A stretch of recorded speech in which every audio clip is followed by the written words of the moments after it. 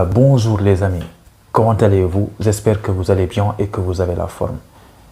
Quelles sont les possibilités que vous avez pour étudier en France?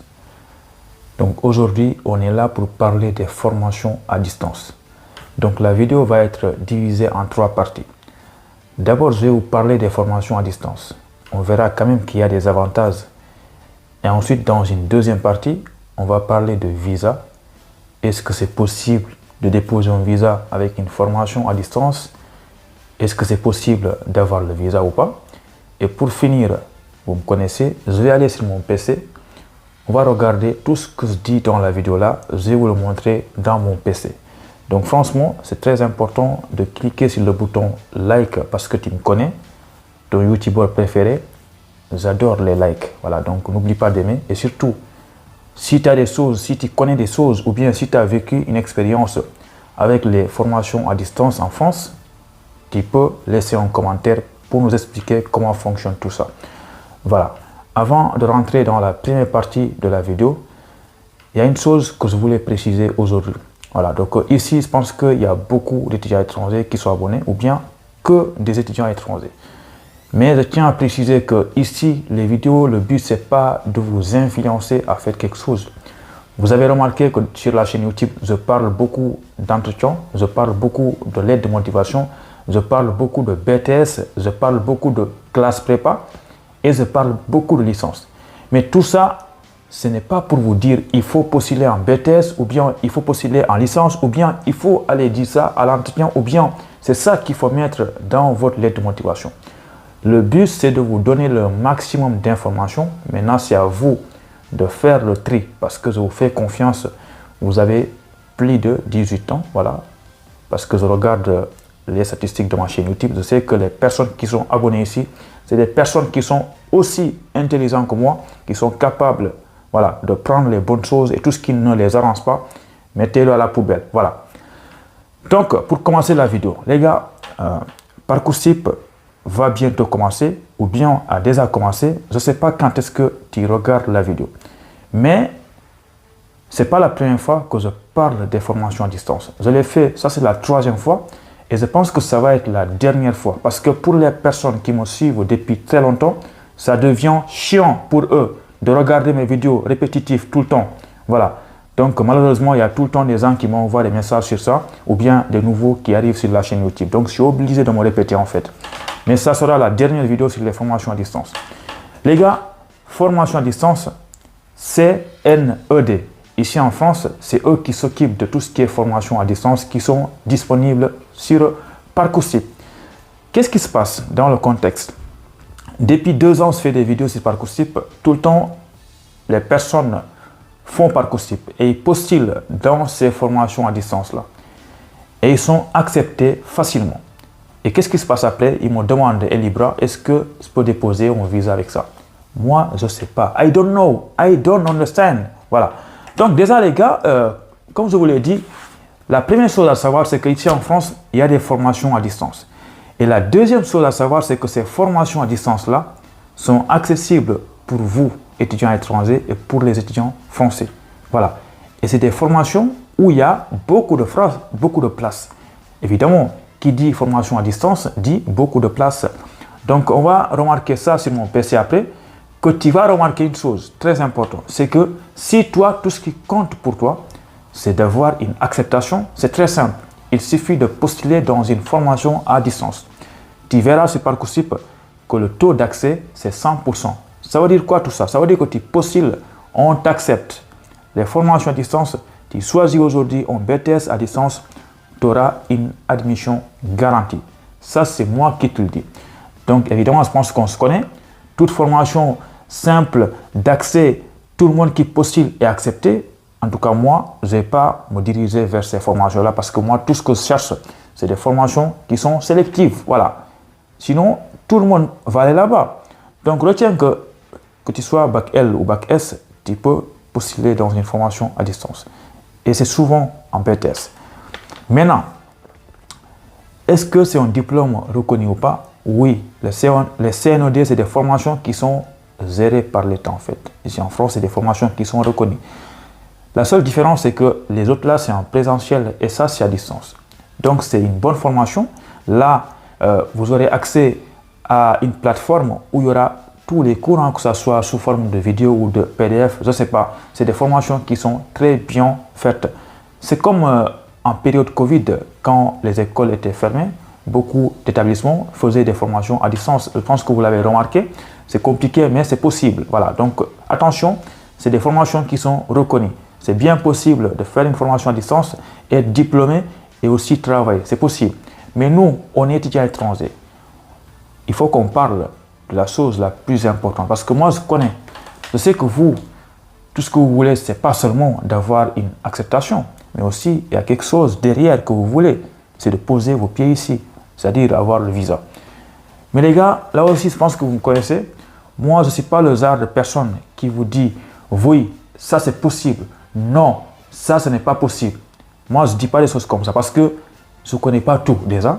Deuxième chose, je ne travaille pas au consulat, je ne travaille pas à l'ambassade.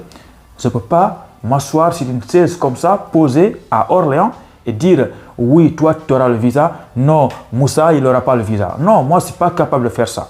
Moi, tout ce que je peux vous dire, c'est de vous donner des conseils à travers mon expérience. Et vous avez la chance, je fais des vidéos, vous avez remarqué que s'il y a 75 000 abonnés, ça veut dire que je reçois beaucoup de messages. Et à chaque fois, je vois des expériences d'étudiants différentes en fait. Ça veut dire qu'à chaque fois qu'un étudiant a un problème, il m'envoie un message. Donc moi, je suis au courant.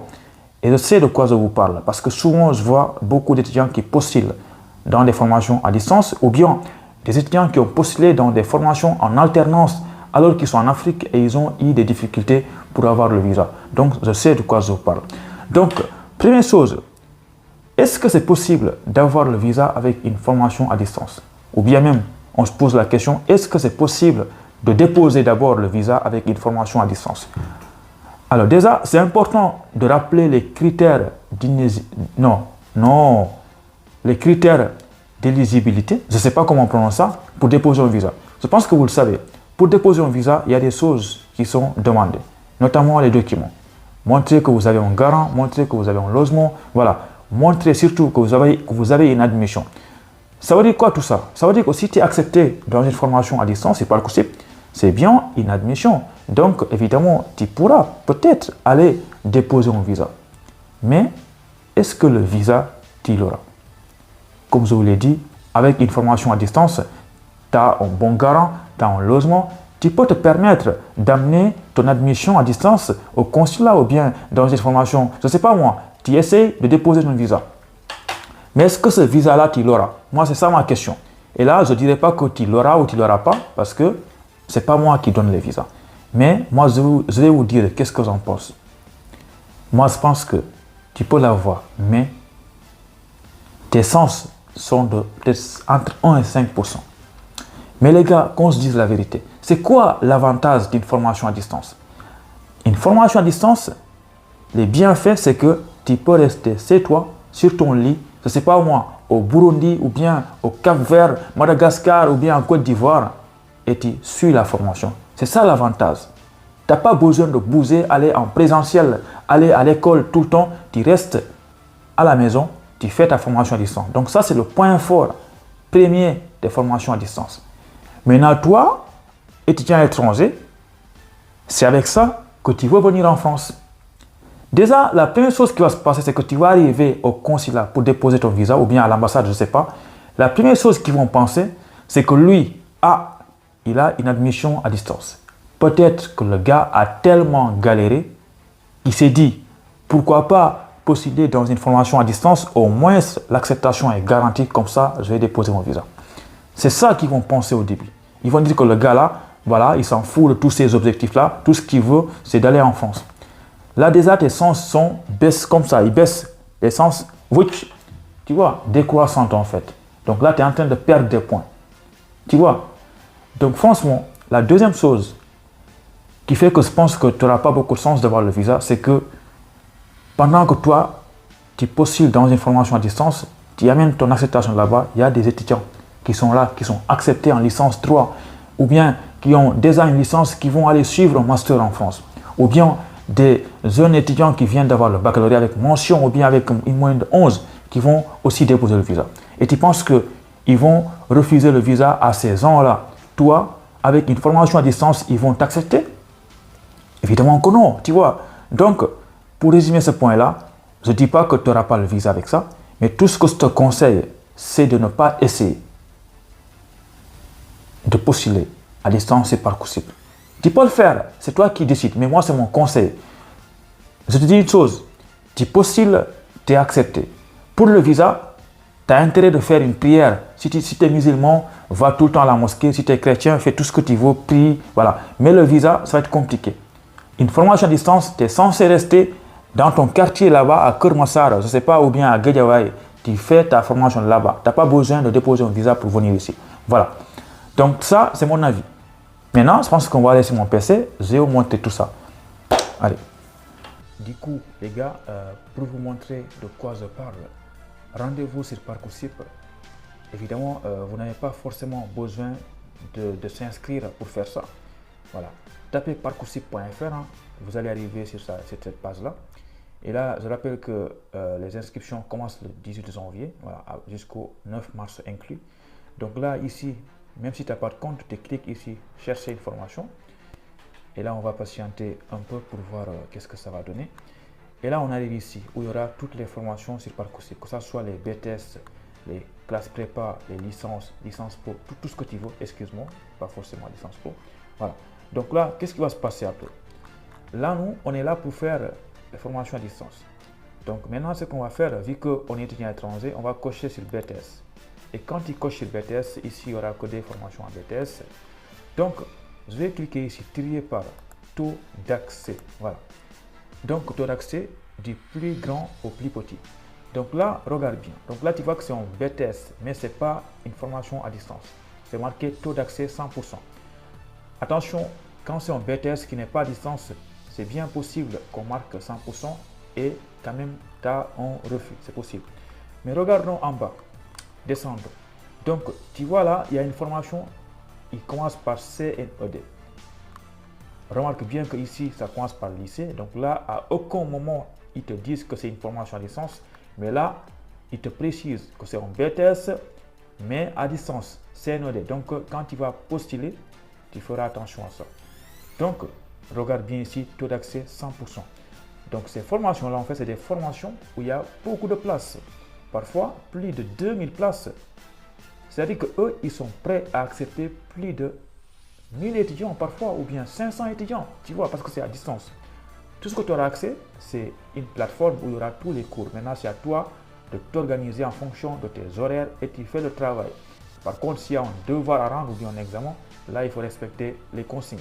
Voilà. Donc, je rappelle que ce n'est pas forcément une formation qui est gratuite. Évidemment, une formation à distance est souvent payante. Donc, attention à ça. N'oublie pas de cliquer ici, voir la formation, pour avoir plus d'informations sur les frais. Voilà. Tout ce que tu veux, quelles sont les matières qui sont enseignées et comment ça se passe. Donc là, tu vois, frais de scolarité par année, 995. Tu vois, c'est bizarre, mais parfois les formations à distance sont souvent beaucoup plus chères que les formations en présentiel. Parce que qui dit formation à distance, tu as accès, tu fais tout ce que tu veux. Si tu as envie de regarder un cours, tu regardes. Si tu as envie de regarder une deuxième fois, tu regardes. Si tu as envie de regarder une troisième fois, tu fais. Mais en présentiel, tu n'as pas cette possibilité-là. Donc pour moi, je pense que c'est pour ça que c'est plus cher peut-être. Voilà. Donc je pense que tu as compris.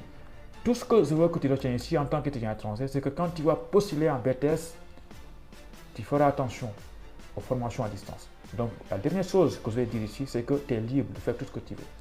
Si tu as envie, postule ici.